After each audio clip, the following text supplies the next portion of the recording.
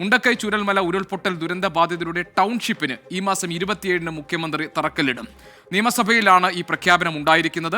കേന്ദ്രത്തിന്റേത് ക്രൂരമായ അവഗണനയാണെന്ന് റവന്യൂ മന്ത്രിയും പ്രതിപക്ഷവും ഇന്ന് സഭയിൽ കുറ്റപ്പെടുത്തി. പുനരധിവാസ പ്രവർത്തനങ്ങളിൽ സംസ്ഥാന സർക്കാരിന് ഗുരുതര വീഴ്ചയുണ്ടായി എന്ന് പ്രതിപക്ഷ നേതാവ് വി.ഡി. സതീശൻ ഇന്ന് സഭയിൽ പറഞ്ഞു. അതേസമയം പുനരധിവാസവുമായി ബന്ധപ്പെട്ട് വിവിധ വിഷയങ്ങൾ ഉയർത്തി സമരത്തിലേക്ക് കടക്കുകയാണ് ജനശബ്ദം ആക്ഷൻ കമ്മിറ്റി. മുണ്ടക്കൈ ചൂരൽമല ദുരന്തബാധിതരുടെ പുനരധിവാസവുമായി ബന്ധപ്പെട്ട കാര്യങ്ങളിലേക്ക് സംസ്ഥാന സർക്കാർ മുന്നോട്ട് പോവുകയാണ്. എന്നാൽ ദുരന്തബാധിതർ ഉന്നയിക്കുന്ന പല ചോദ്യങ്ങൾക്കും ഇപ്പോഴും വ്യക്തമായ മറുപടി ലഭിച്ചിട്ടില്ല. ഈ സാഹചര്യത്തിൽ സമരവുമായി മുന്നോട്ട് പോവുകയാണ് ആക്ഷൻ കമ്മിറ്റി.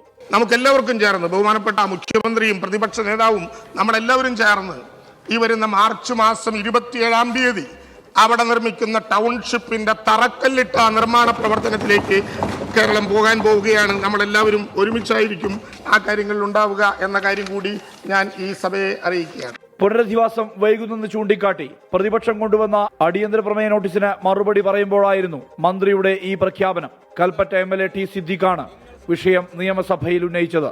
പുനരധിവാസം വൈകിയെന്ന് സമ്മതിച്ച റവന്യൂ മന്ത്രി കേന്ദ്രവും കോടതി ഇടപെടലുമാണ് ഇതിന് കാരണമെന്നും പറഞ്ഞു.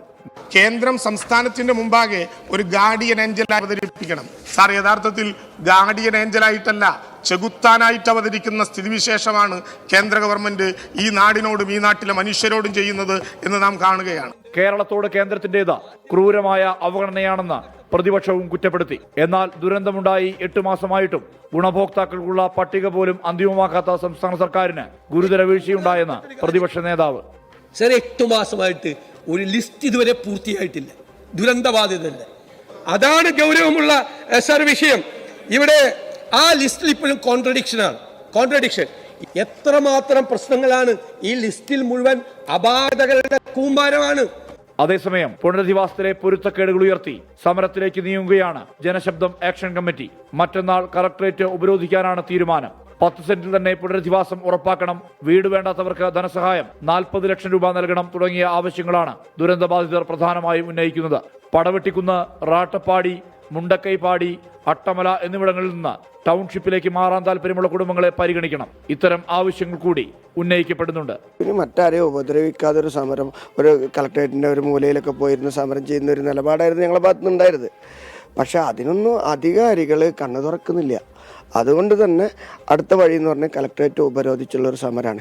നാളെ പടവെട്ടിക്കുന്ന നിവാസികൾ ദുരന്ത ഭൂമിയിൽ പ്രതിഷേധിക്കുകയാണ്. മറ്റന്നാൾ റവന്യൂ മന്ത്രി കെ രാജൻ ജില്ലയിലെത്തും. പുനരധിവാസവുമായി ബന്ധപ്പെട്ട് റവന്യൂ വകുപ്പ് തയ്യാറാക്കിയ സമ്മതപത്രത്തിൽ ഒപ്പിട്ട് നൽകുമ്പോഴുള്ള നിബന്ധനകളിൽ പല ആശയക്കുഴപ്പവും ഉണ്ടെന്നാണ് സംഘടനകൾ ചൂണ്ടിക്കാട്ടുന്നത്.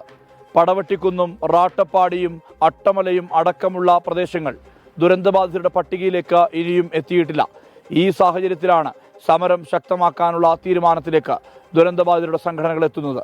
മനു ദാമോദരനൊപ്പം സുർജിത്ത് അയ്യപ്പത്ത്, 24 വയനാട്.